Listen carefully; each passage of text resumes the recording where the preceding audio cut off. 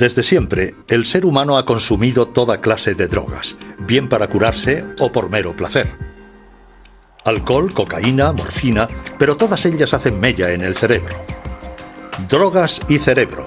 Cannabis, un desafío para la ciencia. En la actualidad, la biología es capaz de explicar sus efectos en nuestras mentes, y el estudio de las drogas permite a la ciencia una mejor comprensión del funcionamiento del cerebro.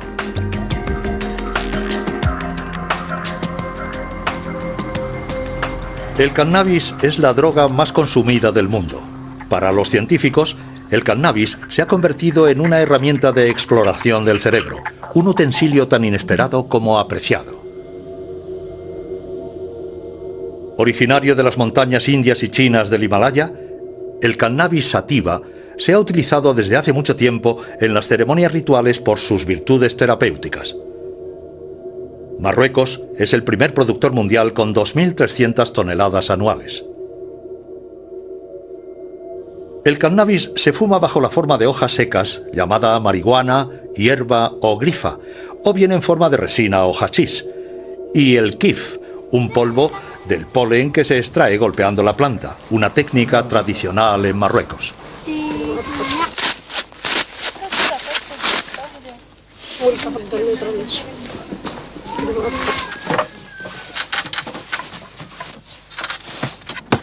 Con más de 160 millones de consumidores, es la droga ilegal más extendida en el mundo.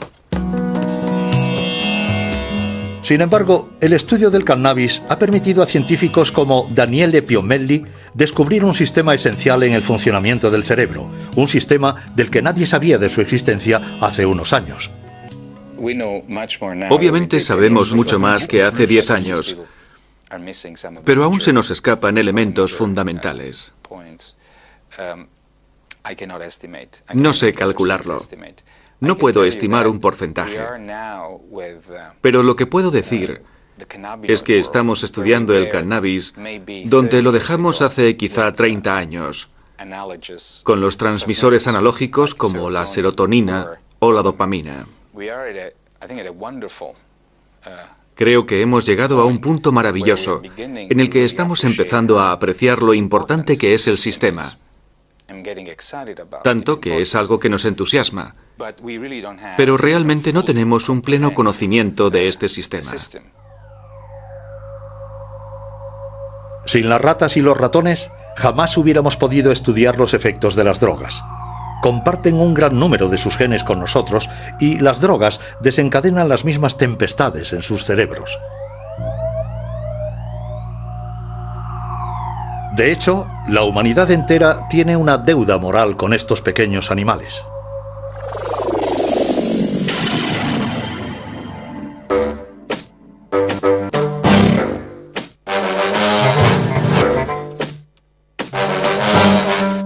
Podemos drogar a las ratas, manipular sus genes e incluso diseccionarlas.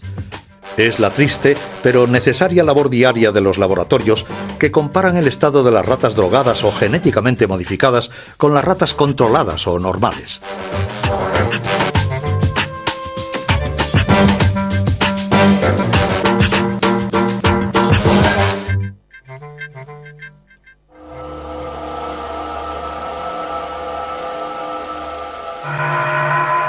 Como todas las drogas, el cannabis, visto aquí al microscopio electrónico, actúa pirateando el sistema de comunicación del cerebro. Pues nuestro cerebro se pasa la mayor parte del tiempo hablando consigo mismo. Su buen funcionamiento se basa en el diálogo incesante entre nuestros 100 millones de células nerviosas, las neuronas. Para hacer circular la información, las neuronas envían mensajeros químicos denominados neurotransmisores. Bien sea el dolor, el placer o el ritmo en el intercambio de información, los neurotransmisores regulan un equilibrio sutil y complejo, del que depende el conjunto de las funciones de nuestro organismo. Entre cada neurona existe un pequeño espacio en el que reina una intensa actividad. Es aquí, en la sinapsis, donde actúan los neurotransmisores. Para hacer circular la información de una neurona a otra, se dirigen a sus receptores correspondientes. A principios de los años 90, unos investigadores descubrieron que el cannabis se aloja dentro de ciertos receptores. Lo que esto quiere decir es que nuestro cerebro fabrica moléculas que se parecen al cannabis. Estas moléculas y sus receptores forman lo que expertos como Rafael Maldonado denominan el sistema cannabinoide endógeno, así llamado porque se encuentra en el interior de nuestro organismo. Desde la década de los 80 sabíamos que en efecto existen unos receptores específicos. Es decir, nuestro cerebro, nuestro organismo, está preparado para recibir estas moléculas, para recibir los cannabinoides. Nuestro organismo tiene unos receptores, unas proteínas concretas para fijar estos cannabinoides. Su función no es sentir los efectos del hachís o de la marihuana en absoluto. Es porque poseemos también un sistema cannabinoide endógeno. Para tener una idea de la importancia de este sistema cannabinoide endógeno, creo que hay que decir primero que la cantidad de receptores cannabinoides es mucho más importante que la cantidad de receptores para cualquier otro neurotransmisor clásico. Esta cantidad de receptores ha dejado perplejos a los investigadores. En ciertas zonas del cerebro, su número es hasta 12 veces superior al de los receptores de la dopamina.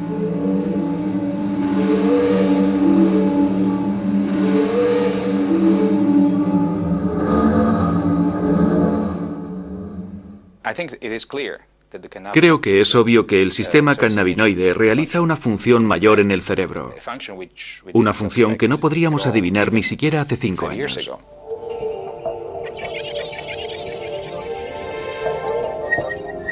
Dentro del cerebro, este sistema actúa sobre todo en el cerebelo, que rige la coordinación de los movimientos, en el tronco cerebral, que regula las funciones vitales, y en el estriato, el hipocampo y la amígdala, responsables respectivamente de los movimientos reflejos, de la memoria y de la ansiedad.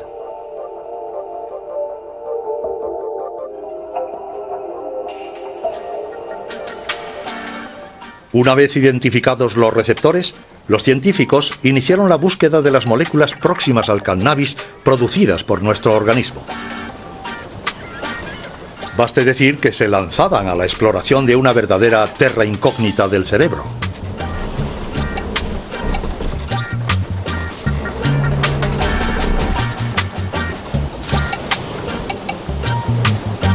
En 1992 consiguieron aislar la primera molécula cannabinoide, la anandamina. Su nombre proviene de la palabra ananda, que significa felicidad en lengua sánscrita. Le siguieron otras 4, pero algunos piensan que quizás existe una docena en total. Si los científicos han hecho estos descubrimientos tan tarde, es porque no tenían un buen retrato robot. Buscaban neurotransmisores clásicos, mientras que los cannabinoides no se parecían en nada a ellos. Tomemos el ejemplo de la dopamina. Este neurotransmisor espera en la primera neurona a que le den órdenes. Entonces se libera en la sinapsis para ubicarse en los receptores de la neurona siguiente. Los cannabinoides no existen como tales. Cuando el cerebro los necesita, se autofabrican utilizando la grasa de la superficie de las neuronas. Se reubican rápidamente durante la sinapsis y así pueden estimular a los receptores de cualquier neurona.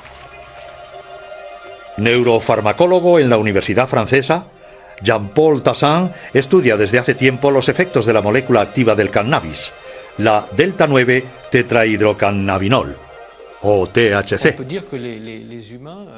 Se puede decir que los humanos en su cerebro fabrican moléculas que son similares a las drogas. ¿Cuál es la diferencia entre las drogas procedentes del exterior de las que vienen del interior? Pues bien, una de las grandes diferencias es la cantidad. Es decir, la cantidad de sustancia que uno toma con el tetrahidrocannabinol u opio no tiene nada que ver con lo que se libera en el cerebro. Este es el primer nivel. El segundo es la localización. Los productos en cuestión, en el cerebro, son liberados únicamente en una zona extremadamente precisa a nivel de la sinapsis y a nivel de un área que tiene una dimensión infinitamente pequeña. Así pues, cuando se toma, cuando se ingiere, dicha sustancia invade todo el cerebro. Por tanto, todas las áreas son estimuladas simultáneamente. Eso es muy loco. Isso aí. Pode crer.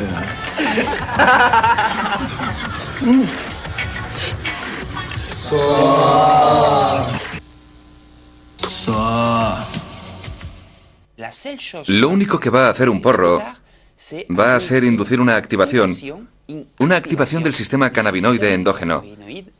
Entonces, todas las respuestas que el sistema cannabinoide controle van a ser activadas. Bajo el efecto del cannabis, los fumadores se vuelven eufóricos. Ciertos dolores y angustias se disipan. La sensibilidad a los colores y a los sonidos se acentúa. El recuerdo de acontecimientos recientes es menor. Los movimientos se ralentizan. Se estimula el apetito. Efectos cuya intensidad es menor en comparación a la cocaína o la heroína y que le valen al cannabis el apelativo de droga blanda. No provoca un efecto físico serio, algo muy importante en el cannabis que hace que la gente diga que consumirlo no es tan grave. Lo que sí existe es un efecto psicotrópico, pero para nada dramático. Así que puede haber defensores del cannabis de la misma forma que puede haber detractores del cannabis. Por eso es un debate perfectamente controvertido, es un tema ideal para no ponerse de acuerdo. Uno puede estar en un lado u otro y prácticamente los dos puntos de vista tienen algo de razón.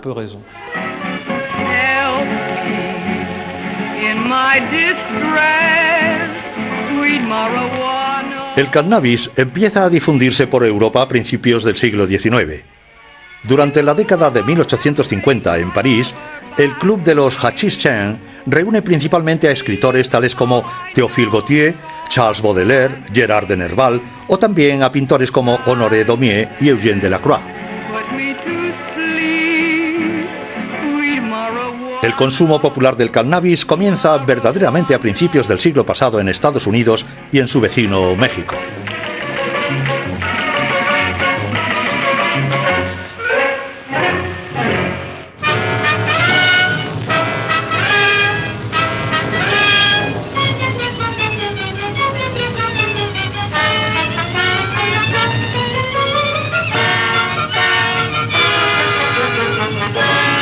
En los años 30, los países occidentales prohíben el cannabis. Las películas propagandísticas ponen en guardia a las familias. La marihuana es calificada como asesina de la juventud.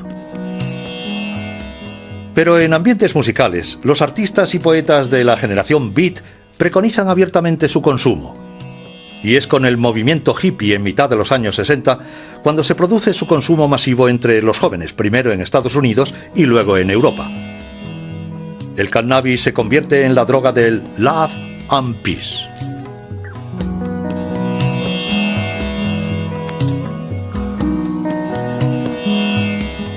La dope, sur la dope, stone et tout.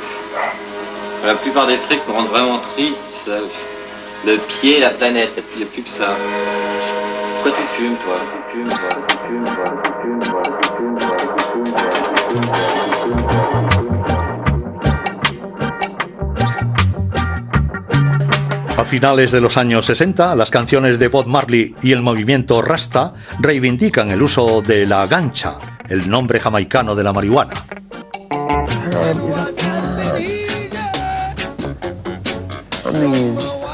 Herbs are good for everything. Why these people want to do so much good for everyone who call themselves governments and this and that? Why them say you must not use the herb? You see?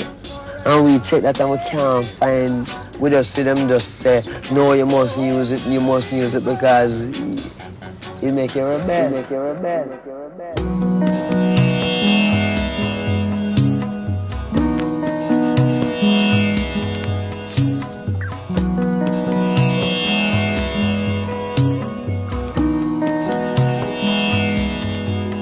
Se estima que el 4% de la población mundial fuma cannabis.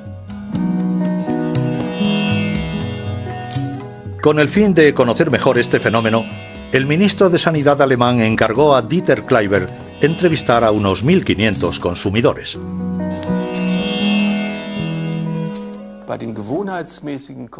Entre los consumidores regulares, parece que destacan de manera relativamente clara tres subgrupos, que a su vez hacen posible una subclasificación. En primer lugar, hay un grupo que se denomina los consumidores individuales, que consumen cannabis para relajarse tras una jornada de trabajo, la mayor parte del tiempo solos, escuchando música, leyendo, etc. Este primer grupo se distingue perfectamente de los que se denominan los consumidores de tiempo libre, que lo consumen con bastante frecuencia, como por ejemplo en fiestas, en discotecas, pero únicamente en compañía de otras personas y nunca cuando están solos. Pero el grupo más interesante era el tercero, aquellos llamados consumidores crónicos y de larga duración. Estos no solamente han comenzado a edades muy precoces, sino que también son generalmente más jóvenes, y su tasa de dependencia es la más elevada, en torno a un 28%. En conclusión, pensamos que la dependencia en los consumidores de cannabis puede tomar la forma de una adicción crónica. Sin embargo, si comparamos las cifras, es algo bastante excepcional porque concierne a un 1 o un 2% del conjunto del grupo de consumidores de cannabis, y sobre todo a este grupo, ya vulnerable de por sí, que ha conocido con anterioridad problemas de adaptación, problemas psíquicos.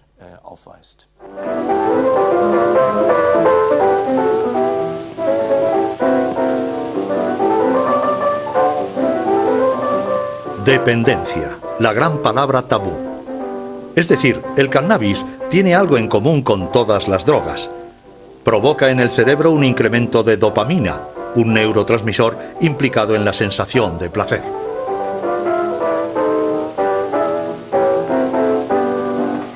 Oh, Jimmy, you're wonderful. You're just finding that out.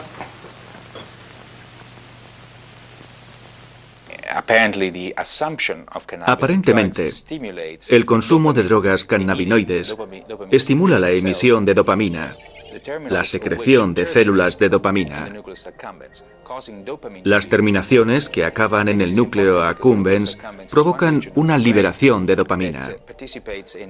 Esto es importante porque el núcleo accumbens es una región del cerebro que participa en la canalización de nuestro deseo de comer o de consumo de drogas. La estimulación de la dopamina en esa área, la activación de los receptores de la dopamina en esa área sería la causa de la apetencia de droga.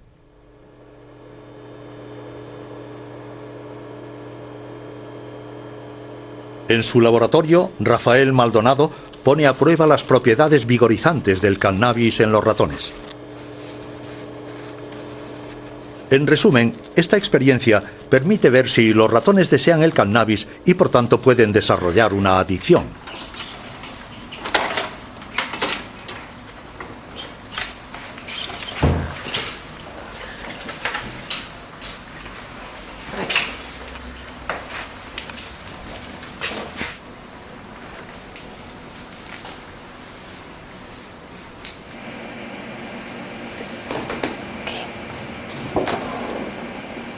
Este es el paradigma de condicionamiento de plaza, donde tenemos un compartimento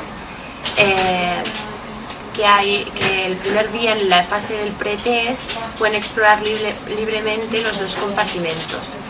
Entonces, es para ver que no hay una preferencia inicial por ninguno de los dos compartimentos. Entonces, a partir de ahí empiezan las fases de condicionamiento, donde se asigna un compartimento a la droga y el otro compartimento al salino, que no es ni reforzante ni aversivo. Entonces, si la droga ha sido reforzante el día del test, los ratones pasarán más tiempo en el compartimento asociado a la droga. Si ha sido aversivo, pasarán más tiempo en el compartimento no asociado a la droga. Y cuando se les inyecta cannabis, los ratones pasan más tiempo en el compartimento negro, síntoma de que les gusta. Pero para medir el grado de dependencia en los humanos, médicos e investigadores echan mano del manual de referencia para diagnosticar los problemas mentales, el DSM-4. Este sistema, el DSM-4, permite definir los criterios para afirmar que una persona tiene un cuadro de ansiedad, un cuadro depresivo, de esquizofrenia o una adicción. Se trata de criterios. Si se utiliza de forma bastante estricta este sistema, podremos decir que sí, que el cannabis entra dentro de los criterios para inducir a una dependencia. Pero si analizamos el cannabis desde el punto de vista de la dependencia física, la cosa está clara. No, el cannabis, el consumo humano del cannabis, no induce a una dependencia física en el sentido de que abandonar su consumo arrastre problemas físicos o psíquicos importantes. No implica una dependencia física, pero obviamente puede llevar a un consumo abusivo y a una pérdida del control de su consumo. Sí, sí. Solo los fumadores crónicos son los que padecen síntomas psíquicos cuando dejan el cannabis. Estos signos deben de ser debidos a modificaciones en los receptores cannabinoides, modificaciones al parecer reversibles. Si uno ha fumado durante muchos años grandes dosis de marihuana y bajo ese estado uno deja de repente de hacerlo, semanas después o incluso meses después de dejarla, mostrará estos síntomas: depresión, ansiedad, pérdida de apetito e irritabilidad. La irritabilidad es un signo inequívoco. Es bastante interesante. Existen estudios que muestran que si se le administra a esta gente un poco de THC, simplemente un poco del principio activo, no la droga, o sea, la marihuana, con un poco de THC, el principio activo, desaparecen la casi totalidad de los síntomas. Lo cual indica que el cuerpo se ha adaptado a altos niveles de marihuana, frenando su propio sistema y que necesita mantener dicho nivel.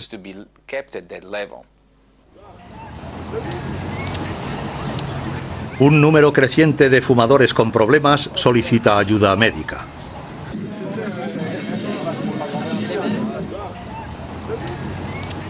En el servicio de adictología de Philippe Battel, el 3% de las consultas tienen que ver con el consumo de cannabis. Lo que es verdaderamente importante con el cannabis es llegar a hacer un diagnóstico de la adicción de manera muy precisa. Y esto es a menudo complejo, porque si en otros productos existe una correlación muy clara entre la cantidad consumida y el nivel de dependencia o de riesgo, con el cannabis no conseguimos, por razones diversas, determinar esta relación. Por motivos elementales, es muy raro que los sujetos sepan exactamente qué tipo de sustancia están consumiendo, aun teniendo un suministrador fijo. La cantidad de THC en estas sustancias es extremadamente variable. Smoke, Mary?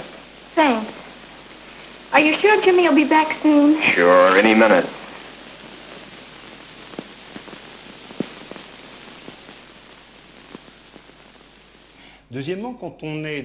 En segundo lugar, el hecho de estar sometido a un test, e incluso el hecho de tener que anotar cada día lo que uno fuma, me refiero al cannabis, vemos que es algo muy difícil de hacer por la simple razón de que el cannabis altera la memoria inmediata.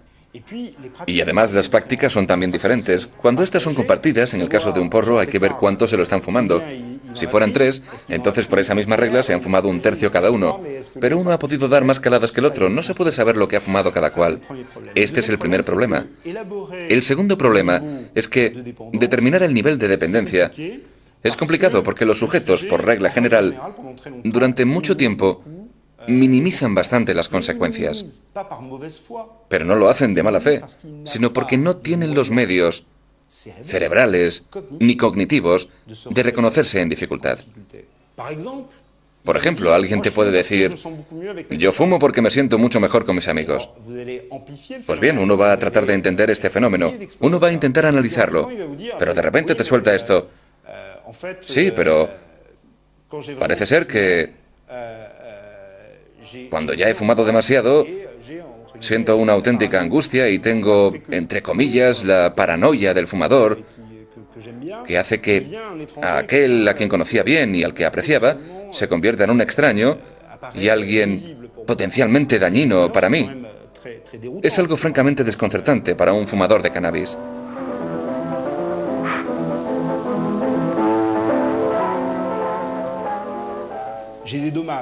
Soy consciente, dicen, de los problemas relacionados con el consumo de esta sustancia.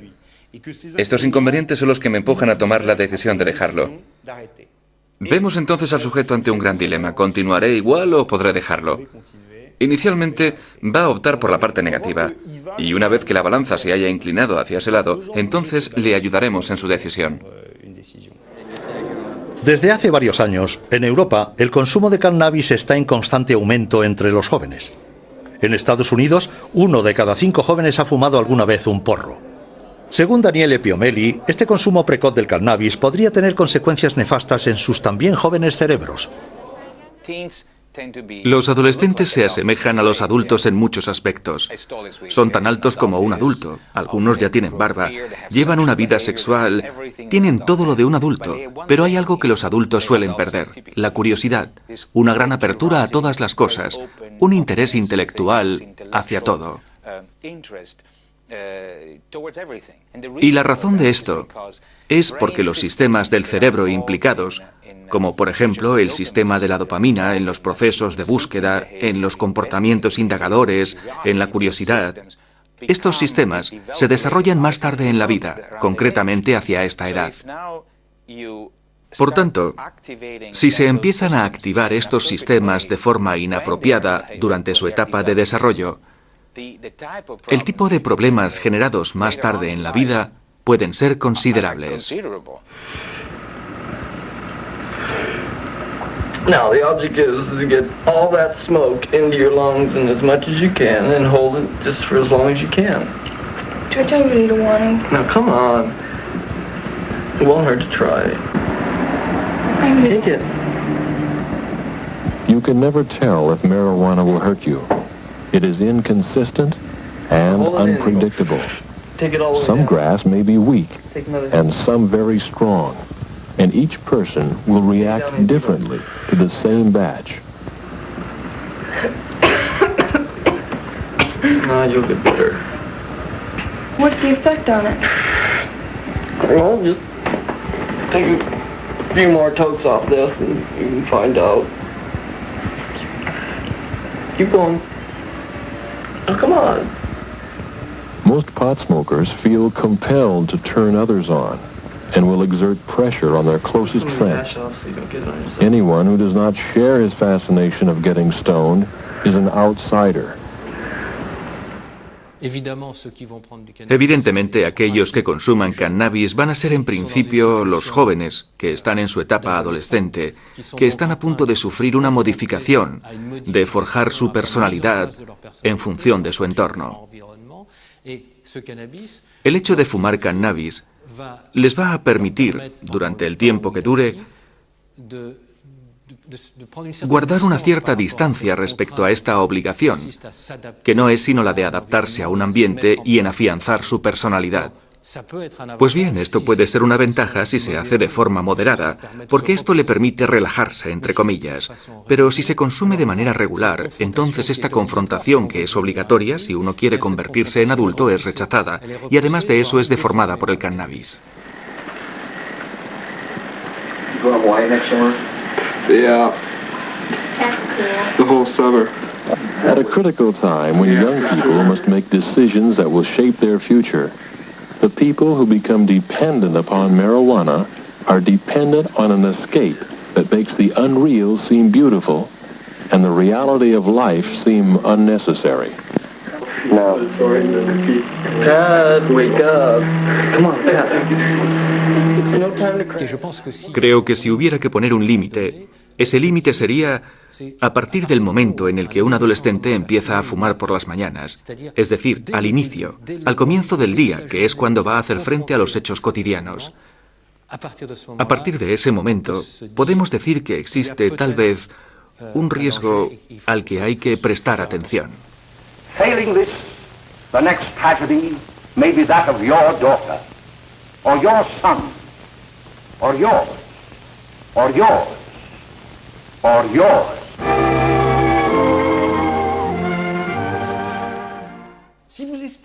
Decirle a un adolescente que si se fuma un porro se va a enganchar de manera inevitable y que va a acabar metiéndose heroína en vena es mentirle.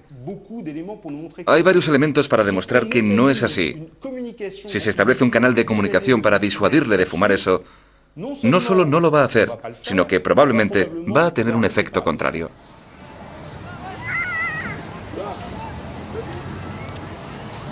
A altas dosis, el cannabis puede provocar una dependencia psicológica, pero no una dependencia física. Entonces, ¿cómo prevenir del consumo de una droga cuyos efectos no son, según los científicos, nada graves? Yo quiero que se pongan medios contra el cannabis, y es necesario hacerlo. Pero hay que hacerlo, uno, con prudencia, y dos, teniendo en cuenta el hecho de que el 50% de los adolescentes lo consumen. No hay un 50% de adolescentes que tienen un gran problema con el cannabis. Eso no es cierto. Y si nos lo quieren hacer creer, puede ser muy peligroso, pues jamás se conseguirían, en una esfera pública, mensajes de prevención efectivos. Por nada del mundo hay que mentirle al individuo, al sujeto al cual va dirigido, exponiendo datos científicos que sean falsos.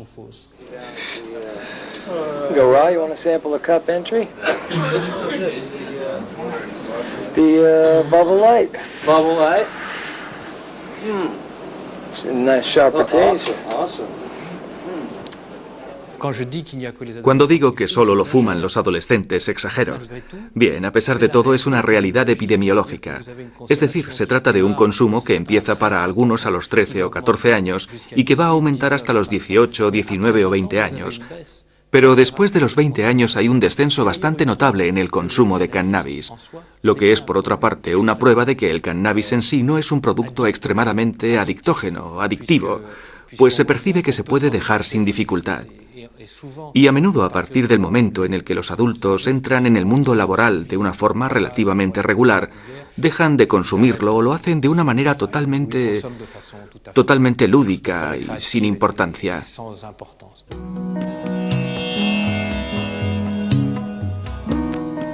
En la mayor parte de los países está prohibido el consumo y el cultivo del cannabis. Los más permisivos sancionan solamente su cultivo.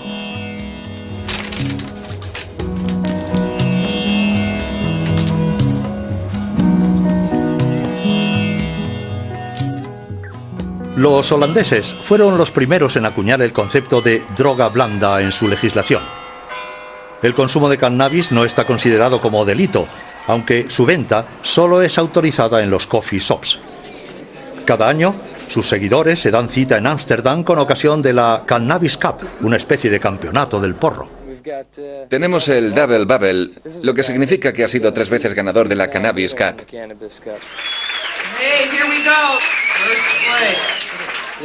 Este es de gran calidad. Se le llama primera cosecha. Es como el vino, un hachís con solera.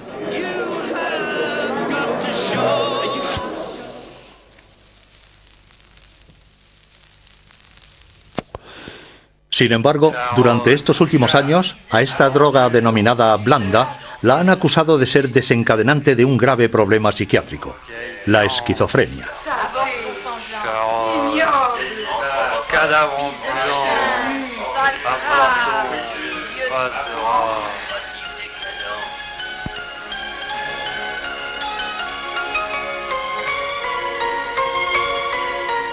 Esta enfermedad se hace patente justamente al final de la adolescencia o al inicio de la edad adulta. Se traduce en una pérdida de contacto con la realidad, una desintegración de la personalidad o alucinaciones. Cuando vemos a individuos que tienen un cuadro esquizofrénico y una adicción al cannabis, al retomar cronológicamente su historial, nos damos cuenta de que, incluso antes del cannabis, existían ya pequeños elementos que eran signos precoces, en los cuales los psiquiatras han aprendido a reconocer problemas de índole psicótica en la evolución del sujeto.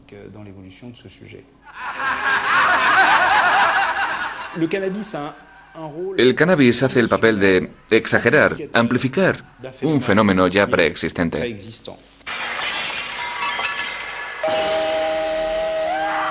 Parece que se ha descubierto al revés el problema de la esquizofrenia y del cannabis.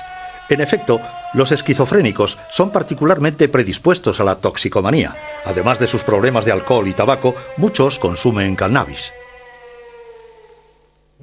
Sí, Los esquizofrénicos consumen mucho cannabis por razones que, por otra parte, han sido bien estudiadas y que son el hecho de que eso les permite encontrar una sensación, si no de euforia, al menos de placer. Sabemos que uno de los síntomas deficitarios de la esquizofrenia es la pérdida de esta capacidad de sentir el placer. El cannabis les permite conseguirlo farmacológicamente. Y además del hecho de tener que buscar el producto, que es, como todos saben, ilícito, y para el cual hace falta un proveedor que le suministre, también existe una sociabilidad. En el caso de los esquizofrénicos, el aislamiento es uno de los síntomas deficitarios de la enfermedad. Por tanto, de una manera evidentemente demasiado esquemática, podemos deducir que el consumo de cannabis por parte de un esquizofrénico tiene unos efectos benéficos que luchan contra su propia enfermedad. Los esquizofrénicos hacen en cierto sentido un uso terapéutico del cannabis. Nos encontramos ante una dificultad mayúscula cuando abordamos la cuestión de esta droga. Ilegal en la mayor parte de los países, el cannabis posee unas propiedades terapéuticas bien conocidas.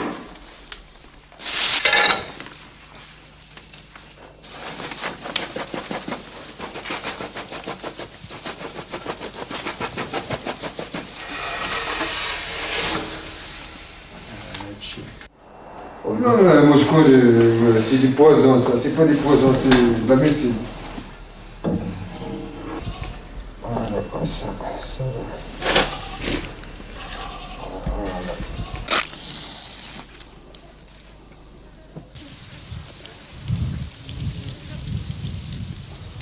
El kiff mejor que el tabaco. Y siempre, de 50 años, yo fumar kiwi. El hachís debe trabajarse con cuidado, artesanalmente, para no perjudicar a la salud. De otra manera, la gente fumaría un kiff puro a lo largo de sus vidas y gozarían de buena salud. Por otra parte, países como Suiza autorizan su uso médico y, por tanto, su cultivo.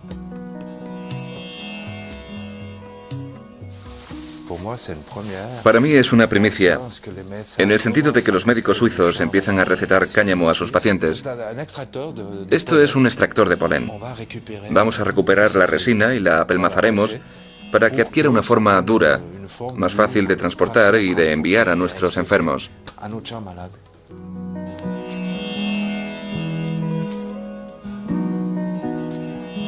Una clínica en Berna trata a enfermos de esclerosis múltiple con unas cápsulas compuestas de cannabis. Nos ayuda a conciliar mejor el sueño. Para la noche es algo que me parece fenomenal.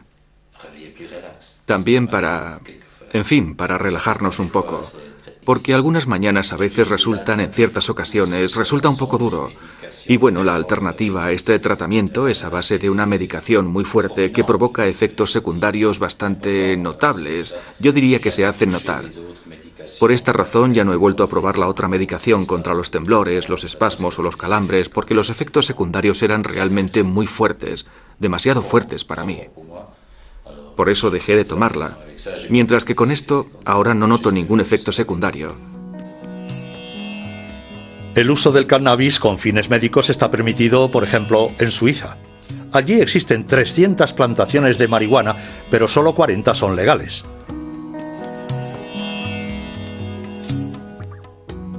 Gran parte de la producción, de hecho, está destinada a su uso ilegal y a la exportación.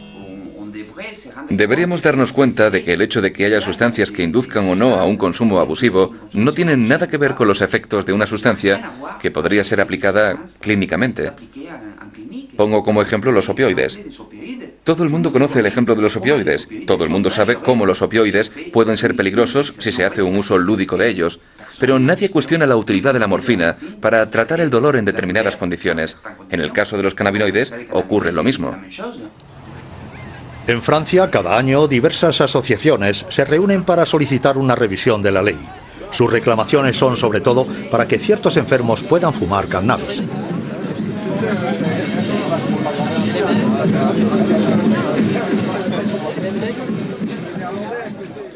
Estoy bajo triterapia. Tiene unos efectos secundarios que son difíciles de soportar. Me he dado cuenta de que el uso del cannabis me permitiría atenuar esos efectos secundarios. No concibo que alguien me impida hacerlo. Los mensajes de la sanidad pública deben ser prudentes y bien adaptados. Si tienes un paciente que padece un cáncer terminal y necesita marihuana, creo que sería poco ético impedir a ese paciente que la consuma por razones políticas. En Canadá, Australia y Europa, los enfermos de SIDA o de cáncer han conseguido cambiar la ley y han obtenido el derecho a fumar porros con el fin de aliviar sus dolores y sus náuseas. La marihuana es una droga. Produce unos efectos que uno no puede pedir a la gente que los tolere en la vida diaria. Uno no querría un analgésico que al tomarlo cada día provocara pérdida de memoria. Esa persona sería un desastre en su trabajo. O que estuviera eufórico todo el tiempo sería un problema para sus compañeros de trabajo.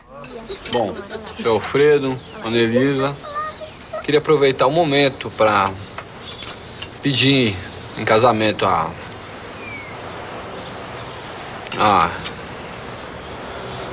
mão da... Ai. Natália. Natália. A maconha mata de vergonha. No vamos a discutir si es peligroso o no el consumo lúdico del cannabis. Ese no es el asunto.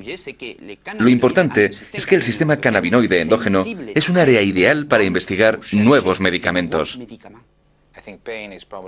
Creo que el dolor es una de las áreas en las cuales la investigación cannabinoide podría tener más impacto. El problema es conseguir un analgésico a partir de los endocannabinoides, de la biología cannabinoide, que no produzca efectos secundarios, que no produzca euforia, los problemas de desorientación de la memoria que produce el THC.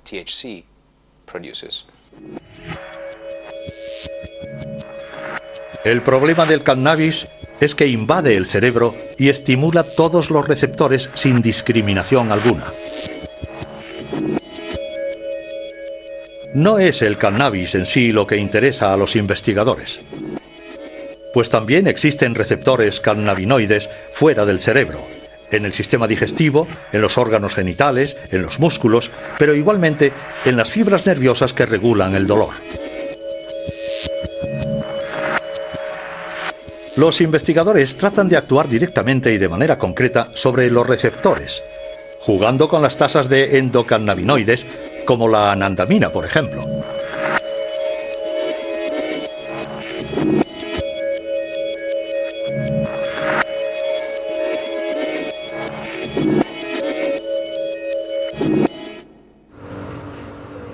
Daniele Piomelli ha desarrollado un medicamento antidolor que actúa sobre los receptores a nivel local. Para testar su eficacia, ha tenido que practicar una ligadura en el nervio ciático de unas ratas de laboratorio. Esta rata no ha recibido ningún tratamiento. Con un dolor intenso apenas puede moverse.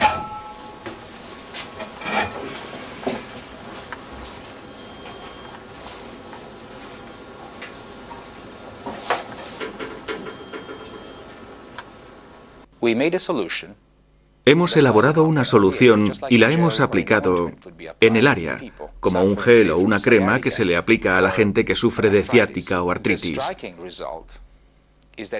Lo asombroso del resultado es que los animales que han recibido tratamiento con la droga cannabinoide mostraban una conducta que indicaba una completa o casi completa desaparición de la respuesta al dolor. La rata tratada se comporta como si gozara de una perfecta salud.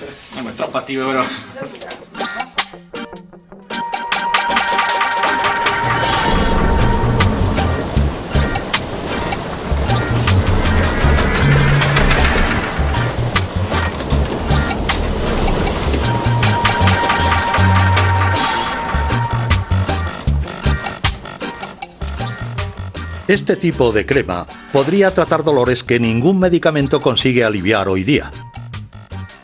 Es el caso de los dolores crónicos debidos a la diabetes, a lesiones en el sistema nervioso o incluso a la amputación de un miembro, pero la investigación del sistema cannabinoide permite desarrollar aplicaciones todavía más sorprendentes que el tratamiento del dolor.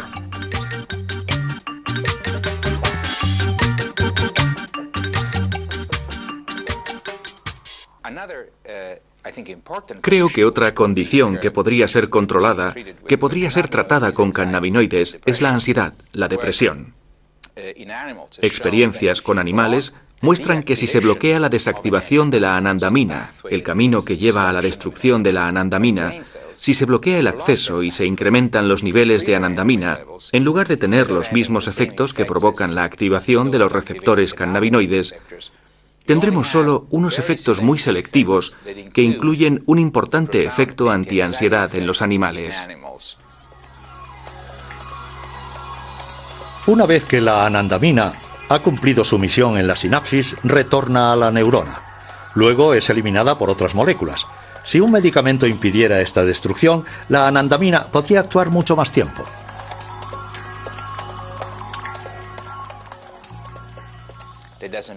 Esto no quiere decir que vaya a funcionar en las personas de la misma manera, pero ya es un paso, y ya podemos desarrollar nuevos componentes que con suerte nos lleven a dar con medicamentos contra la ansiedad en humanos.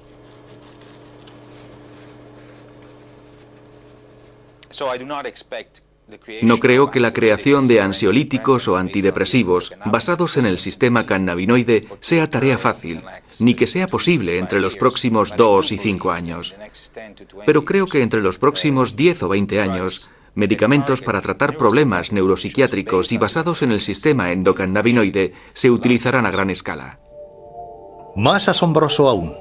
Se está descubriendo en la actualidad que ciertas enfermedades serían debidas a alteraciones en el sistema cannabinoide. En el cerebro, el hipotálamo participa en la regulación del apetito, y los científicos han demostrado que los endocannabinoides podrían actuar en esta área.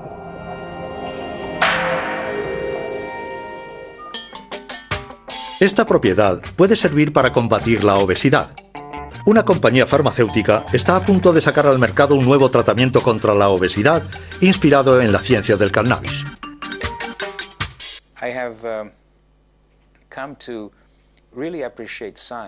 He llegado a apreciar la ciencia mucho más que cuando era más joven. No era consciente de lo útil que podía ser la ciencia para todos, hasta que me involucré en ella, en el mundo de la ciencia, y formé parte de ella. Lo que he llegado a comprender, sin embargo, es el hecho de que la ciencia tiene como objetivo último comprender y ayudar a la humanidad, sobre todo la ciencia médica.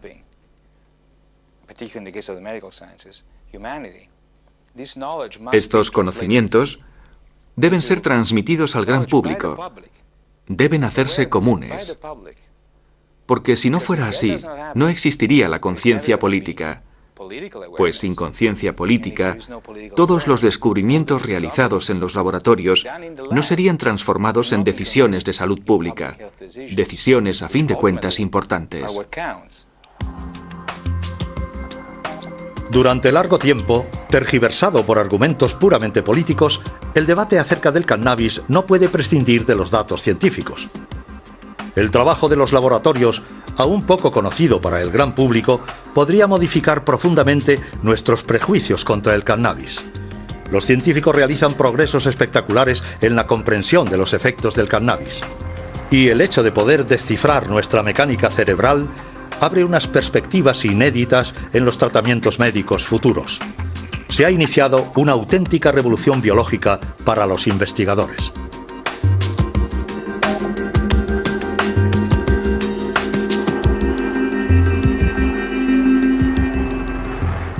A todas las ratas y ratones que cada día en los laboratorios contribuyen a una mejor comprensión de la conciencia humana.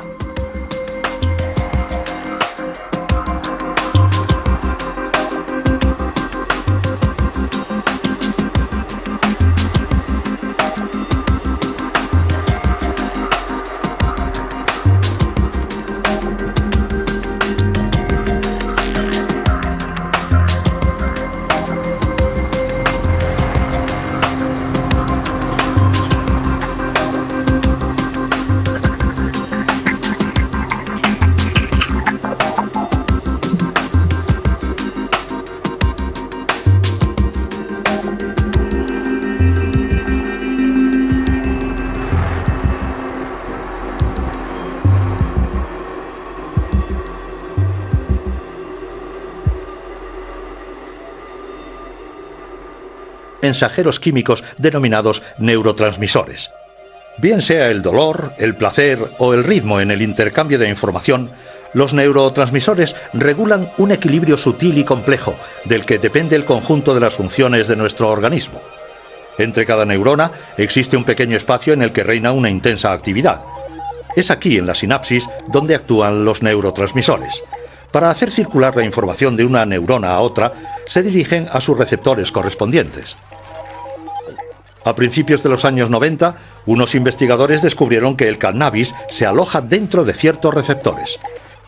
Lo que esto quiere decir es que nuestro cerebro fabrica moléculas que se parecen al cannabis. Estas moléculas y sus receptores forman lo que expertos como Rafael Maldonado denominan el sistema cannabinoide endógeno, así llamado porque se encuentra en el interior de nuestro organismo. Desde la década de los 80 sabíamos que en efecto existen unos receptores específicos. Es decir, nuestro cerebro, nuestro organismo, está preparado para recibir estas moléculas, para recibir los cannabinoides. Nuestro organismo tiene unos receptores, unas proteínas concretas para fijar estos cannabinoides. Su función no es sentir los efectos del hachís o de la marihuana en absoluto. Es porque poseemos también un sistema cannabinoide endógeno. Para tener una idea de la importancia de este sistema cannabinoide endógeno, creo que hay que decir primero que la cantidad de receptores cannabinoides es mucho más importante que la cantidad de receptores para cualquier otro neurotransmisor clásico. Esta cantidad de receptores ha dejado perplejos a los investigadores. En ciertas zonas del cerebro, su número es hasta 12 veces superior al de los receptores de la dopamina.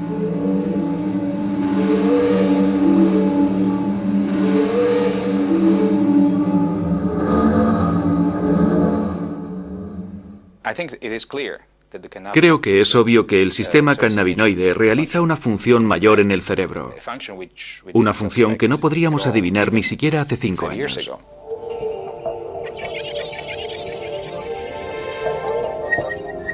Dentro del cerebro, este sistema actúa sobre todo en el cerebelo, que rige la coordinación de los movimientos, en el tronco cerebral, que regula las funciones vitales,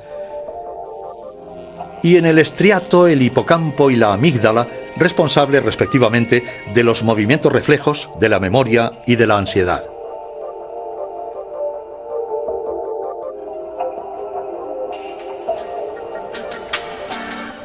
Una vez identificados los receptores, los científicos iniciaron la búsqueda de las moléculas próximas al cannabis producidas por nuestro organismo. Baste decir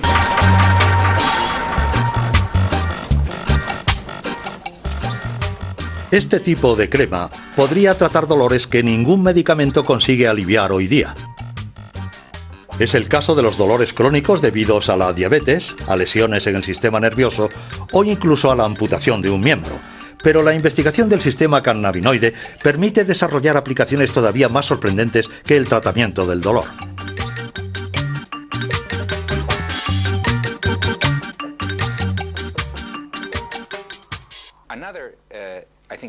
Creo que otra condición que podría ser controlada, que podría ser tratada con cannabinoides, es la ansiedad, la depresión. Experiencias con animales muestran que si se bloquea la desactivación de la anandamina, el camino que lleva a la destrucción de la anandamina, si se bloquea el acceso y se incrementan los niveles de anandamina, en lugar de tener los mismos efectos que provocan la activación de los receptores cannabinoides, tendremos solo unos efectos muy selectivos que incluyen un importante efecto antiansiedad en los animales. Una vez que la anandamina ha cumplido su misión en la sinapsis, retorna a la neurona. Luego es eliminada por otras moléculas. Si un medicamento impidiera esta destrucción, la anandamina podría actuar mucho más tiempo.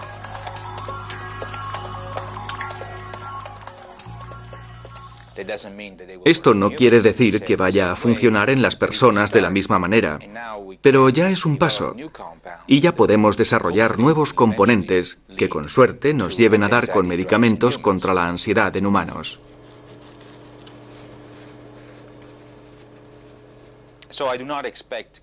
No creo que la creación de ansiolíticos o antidepresivos basados en el sistema cannabinoide sea tarea fácil, ni que sea posible entre los próximos 2 y 5 años.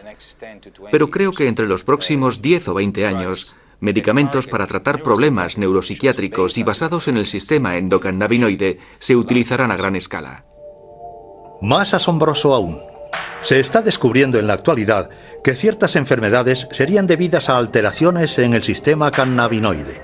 En el cerebro, el hipotálamo participa en la regulación del apetito, y los científicos han demostrado que los endocannabinoides podrían actuar en esta área.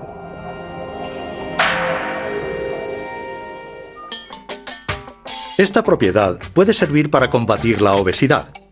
Una compañía farmacéutica está a punto de sacar al mercado un nuevo tratamiento contra la obesidad inspirado en la ciencia del cannabis.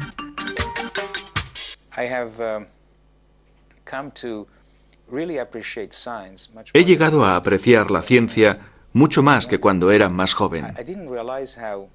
Las películas propagandísticas ponen en guardia a las familias. La marihuana es calificada como asesina de la juventud. Pero en ambientes musicales, los artistas y poetas de la generación Beat preconizan abiertamente su consumo.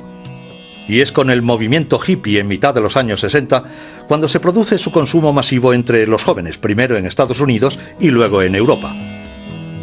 El cannabis se convierte en la droga del love and peace.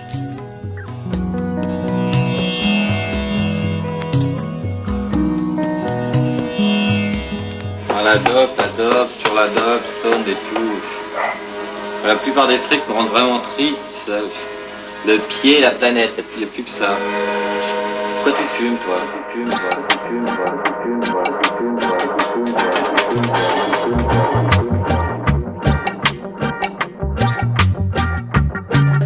A finales de los años 60, las canciones de Bob Marley y el movimiento Rasta reivindican el uso de la gancha, el nombre jamaicano de la marihuana. Herb is a plant. I mean, herbs are good for everything. Why these people want to do so much good for everyone who call themselves governments and this and that? Why them say you must not use the herb? You see? And we check that and we can't find, we just see them just say, no, you must use it because it make you rebel, make you rebel, make you rebel.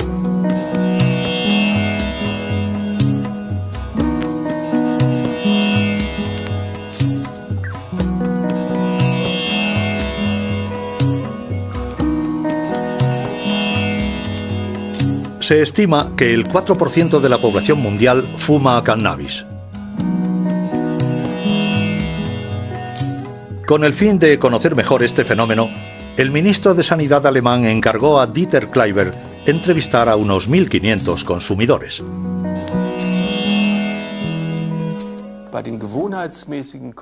Entre los consumidores regulares, parece que destacan de manera relativamente clara 3 subgrupos, que a su vez hacen posible una subclasificación. En primer lugar, hay un grupo que se denomina los consumidores individuales, que consumen cannabis para relajarse tras una jornada de trabajo, la mayor parte del tiempo solos, escuchando música, leyendo, etc. Todo el mundo conoce el ejemplo de los opioides. Todo el mundo sabe cómo los opioides pueden ser peligrosos si se hace un uso lúdico de ellos, pero nadie cuestiona la utilidad de la morfina para tratar el dolor en determinadas condiciones. En el caso de los cannabinoides ocurre lo mismo. En Francia, cada año, diversas asociaciones se reúnen para solicitar una revisión de la ley. Sus reclamaciones son sobre todo para que ciertos enfermos puedan fumar cannabis.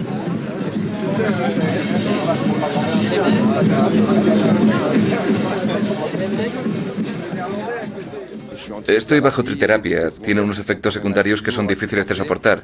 Me he dado cuenta de que el uso del cannabis me permitiría atenuar esos efectos secundarios. No concibo que alguien me impida hacerlo. Los mensajes de la sanidad pública deben ser prudentes y bien adaptados.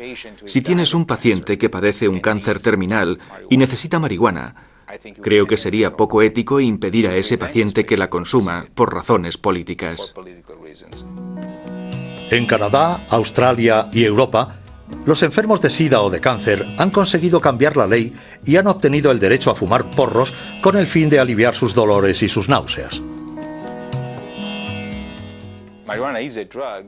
La marihuana es una droga. Produce unos efectos que uno no puede pedir a la gente que los tolere en la vida diaria. Uno no querría un analgésico que al tomarlo cada día provocara pérdida de memoria. Esa persona sería un desastre en su trabajo. O que estuviera eufórico todo el tiempo sería un problema para sus compañeros de trabajo. Bom, seu Alfredo, Ana Elisa, queria aproveitar o momento para pedir em casamento a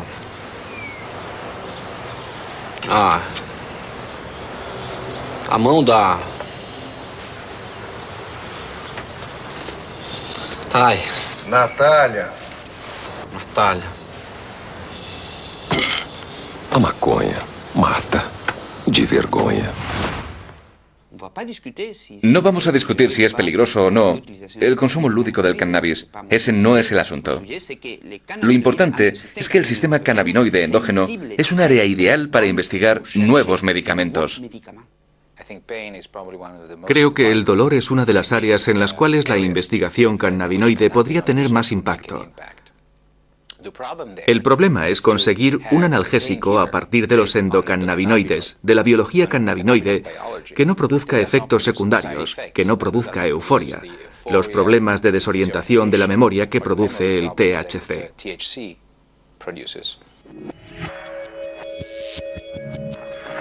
El problema del cannabis es que invade el cerebro y estimula todos los receptores sin discriminación alguna.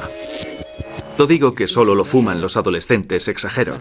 Bien, a pesar de todo es una realidad epidemiológica. Es decir, se trata de un consumo que empieza para algunos a los 13 o 14 años y que va a aumentar hasta los 18, 19 o 20 años. Pero después de los 20 años hay un descenso bastante notable en el consumo de cannabis, lo que es, por otra parte, una prueba de que el cannabis en sí no es un producto extremadamente adictivo, pues se percibe que se puede dejar sin dificultad. Y a menudo a partir del momento en el que los adultos entran en el mundo laboral de una forma relativamente regular, dejan de consumirlo o lo hacen de una manera totalmente lúdica y sin importancia.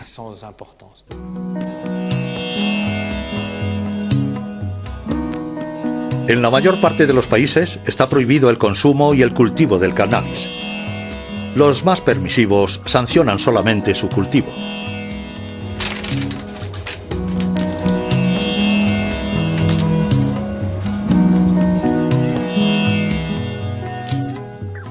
Los holandeses fueron los primeros en acuñar el concepto de droga blanda en su legislación.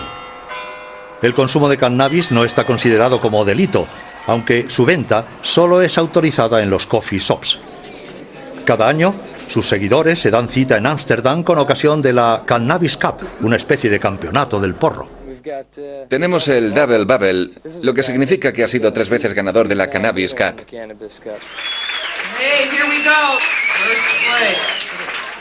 Este es de gran calidad. Se le llama primera cosecha. Es como el vino, un hachís con solera.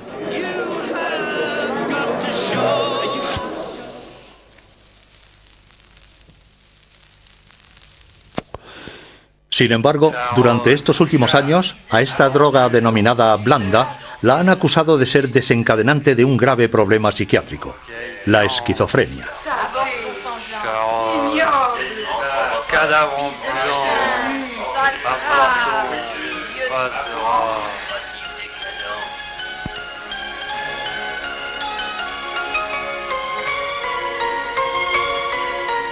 Esta enfermedad se hace patente justamente al final de la adolescencia o al inicio de la edad adulta.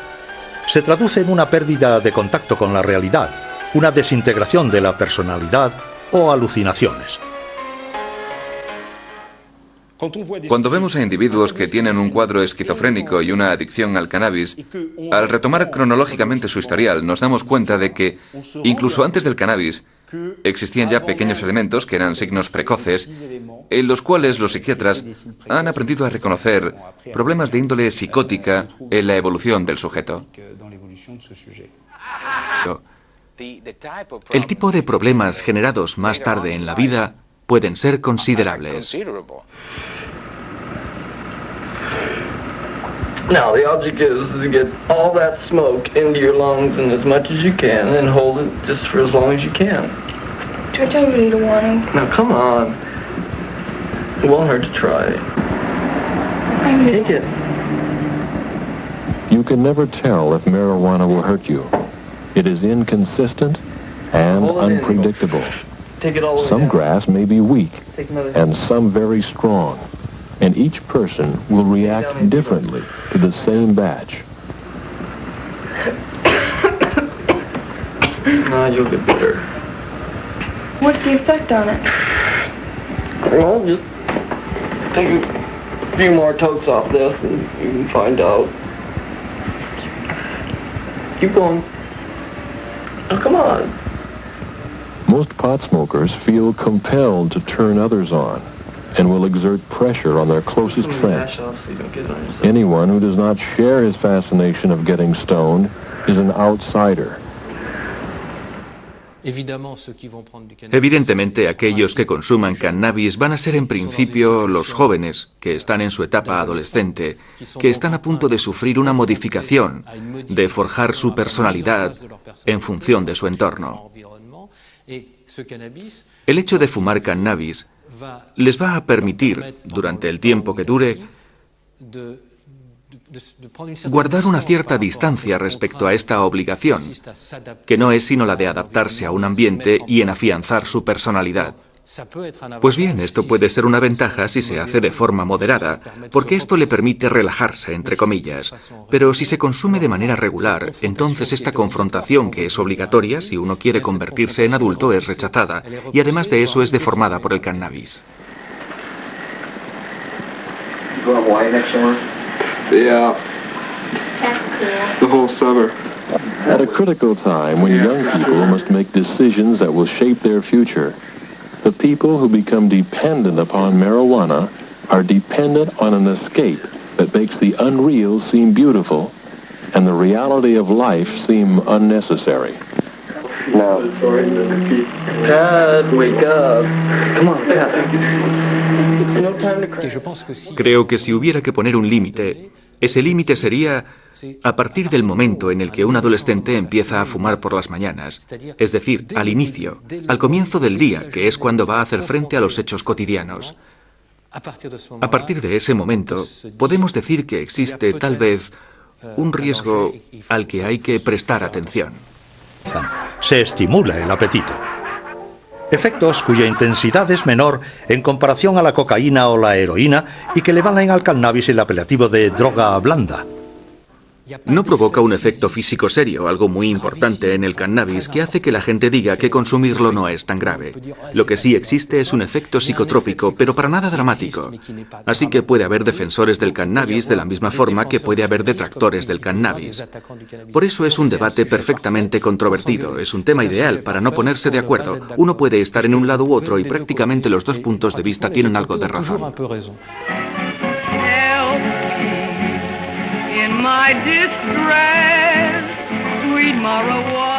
El cannabis empieza a difundirse por Europa a principios del siglo XIX. Durante la década de 1850 en París, el Club de los Hachís-Chen reúne principalmente a escritores tales como Théophile Gautier, Charles Baudelaire, Gérard de Nerval o también a pintores como Honoré Daumier y Eugène Delacroix.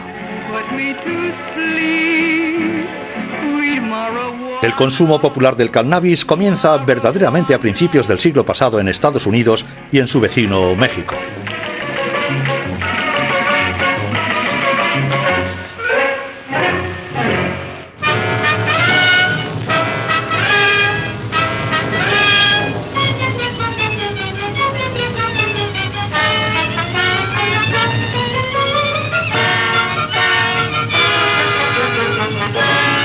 En los años 30, los países occidentales prohíben el cannabis. Las películas propagandísticas ponen en guardia a las familias. La marihuana es calificada como asesina de la juventud.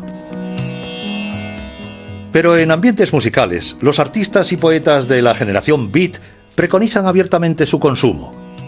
Y es con el movimiento hippie en mitad de los años 60 cuando se produce su consumo masivo entre los jóvenes, primero en Estados Unidos y luego en Europa.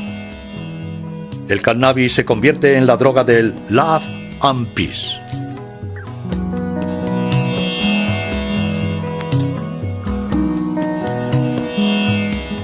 La dope, sur la dope, stone et tout. La plupart des trucs me rendent vraiment triste, ça. Le pied, la planète, et puis il n'y a plus que ça. Pourquoi tu fumes, toi? Tu fumes, toi, tu fumes, toi, tu fumes, toi, tu fumes, toi, tu fumes, toi, tu fumes, toi.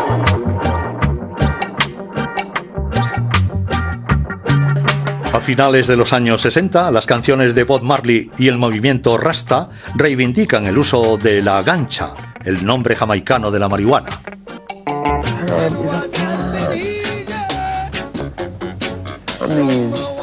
Herbs are good for everything. Why? Pues jamás se conseguirían, en una esfera pública, mensajes de prevención efectivos. Por nada del mundo hay que mentirle al individuo, al sujeto al cual va dirigido, exponiendo datos científicos que sean falsos. Garai, you want to sample a cup entry? The bubble light. Bubble light? It's a nice sharper taste. Awesome. Cuando digo que solo lo fuman los adolescentes, exagero. Bien, a pesar de todo, es una realidad epidemiológica.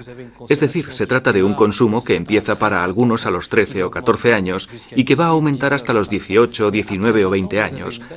Pero después de los 20 años hay un descenso bastante notable en el consumo de cannabis, lo que es, por otra parte, una prueba de que el cannabis en sí no es un producto extremadamente adictógeno, adictivo, pues se percibe que se puede dejar sin dificultad.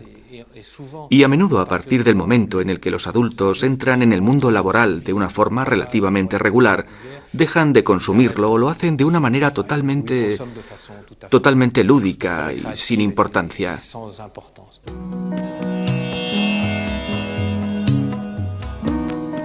En la mayor parte de los países está prohibido el consumo y el cultivo del cannabis. Los más permisivos sancionan solamente su cultivo.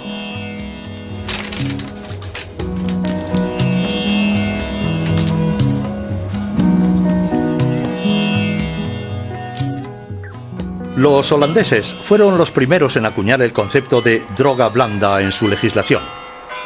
El consumo de cannabis no está considerado como delito, aunque su venta solo es autorizada en los coffee shops. Cada año, sus seguidores se dan cita en Ámsterdam con ocasión de la Cannabis Cup, una especie de campeonato del porro. Tenemos el Double Bubble, lo que significa que ha sido 3 veces ganador de la Cannabis Cup.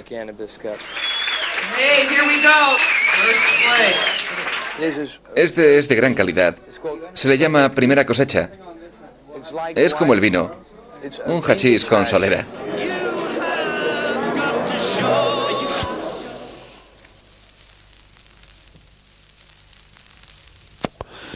Sin embargo, durante estos últimos años, a esta droga denominada blanda la han acusado de ser desencadenante de un grave problema psiquiátrico, la esquizofrenia.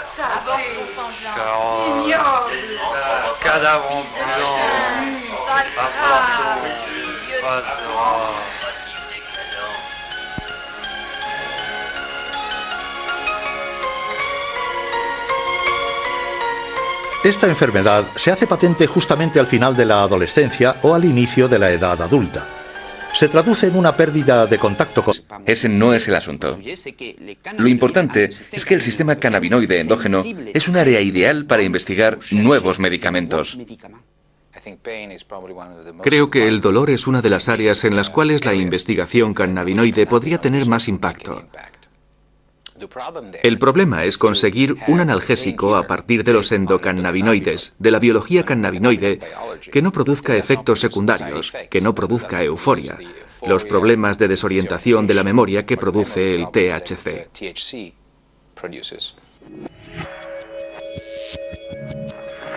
El problema del cannabis es que invade el cerebro y estimula todos los receptores sin discriminación alguna.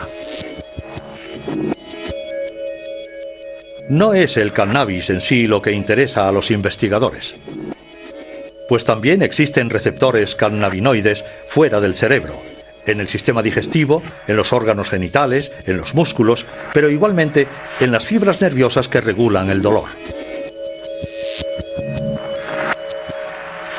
Los investigadores tratan de actuar directamente y de manera concreta sobre los receptores, jugando con las tasas de endocannabinoides, como la anandamina, por ejemplo.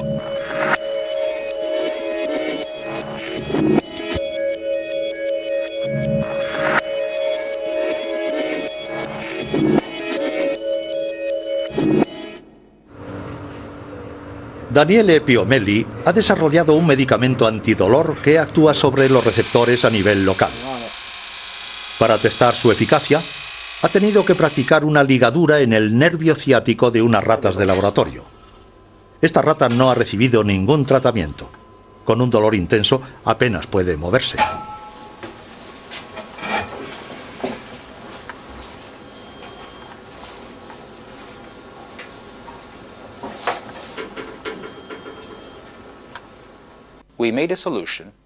Hemos elaborado una solución y la hemos aplicado en el área, como un gel o una crema que se le aplica a la gente que sufre de ciática o artritis.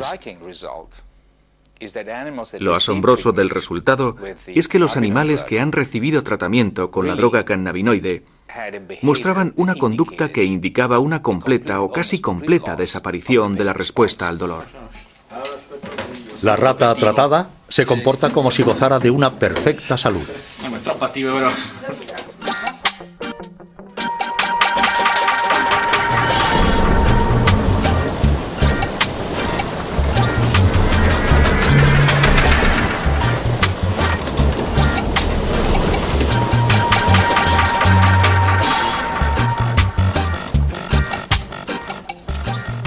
En principio, los jóvenes, que están en su etapa adolescente, que están a punto de sufrir una modificación, de forjar su personalidad en función de su entorno. El hecho de fumar cannabis les va a permitir, durante el tiempo que dure, guardar una cierta distancia respecto a esta obligación, que no es sino la de adaptarse a un ambiente y en afianzar su personalidad. Pues bien, esto puede ser una ventaja si se hace de forma moderada, porque esto le permite relajarse, entre comillas. Pero si se consume de manera regular, entonces esta confrontación, que es obligatoria si uno quiere convertirse en adulto, es rechazada, y además de eso es deformada por el cannabis.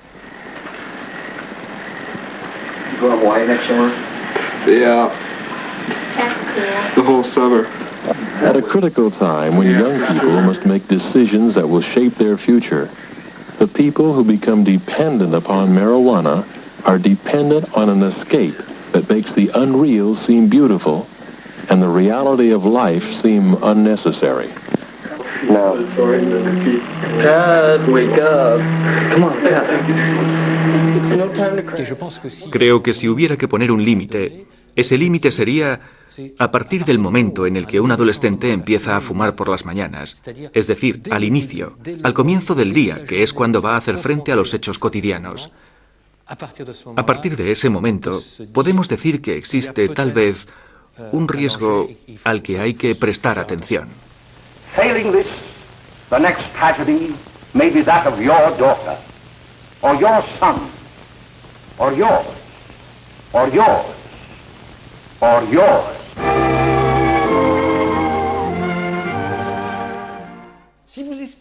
Decirle a un adolescente que si se fuma un porro se va a enganchar de manera inevitable y que va a acabar metiéndose heroína en vena es mentirle. Hay varios elementos para demostrar que no es así. Si se establece un canal de comunicación para disuadirle de fumar eso, no solo no lo va a hacer, sino que probablemente va a tener un efecto contrario.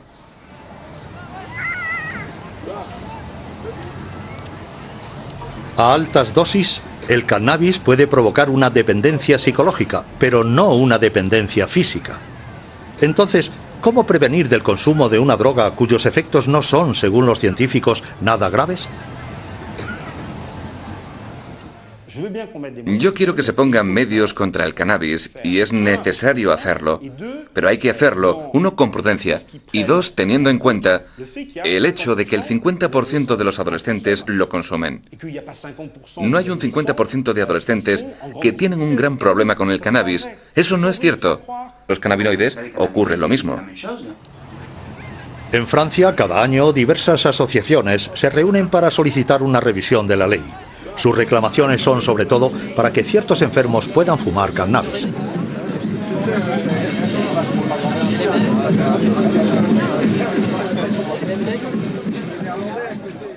Estoy bajo triterapia. Tiene unos efectos secundarios que son difíciles de soportar. Me he dado cuenta de que el uso del cannabis me permitiría atenuar esos efectos secundarios. No concibo que alguien me impida hacerlo.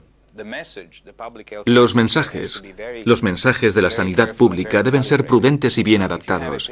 Si tienes un paciente que padece un cáncer terminal y necesita marihuana, creo que sería poco ético impedir a ese paciente que la consuma por razones políticas. En Canadá, Australia y Europa, los enfermos de SIDA o de cáncer han conseguido cambiar la ley y han obtenido el derecho a fumar porros con el fin de aliviar sus dolores y sus náuseas. La marihuana es una droga. Produce unos efectos que uno no puede pedir a la gente que los tolere en la vida diaria. Uno no querría un analgésico que al tomarlo cada día provocara pérdida de memoria. Esa persona sería un desastre en su trabajo. O que estuviera eufórico todo el tiempo sería un problema para sus compañeros de trabajo. Bom, seu Alfredo, Ana Elisa, queria aproveitar o momento para pedir em casamento a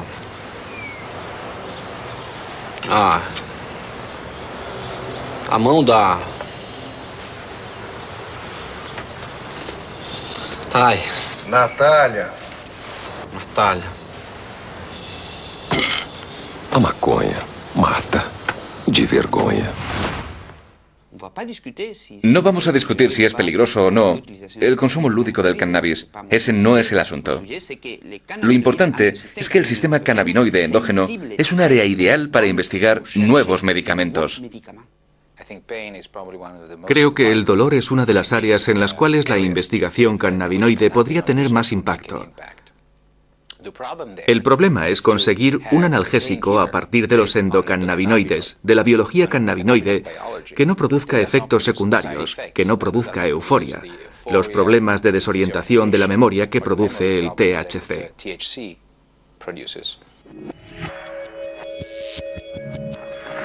El problema del cannabis es que invade el cerebro y estimula todos los receptores sin discriminación alguna. No es el cannabis en sí lo que interesa a los investigadores, pues también existen receptores cannabinoides fuera del cerebro, en el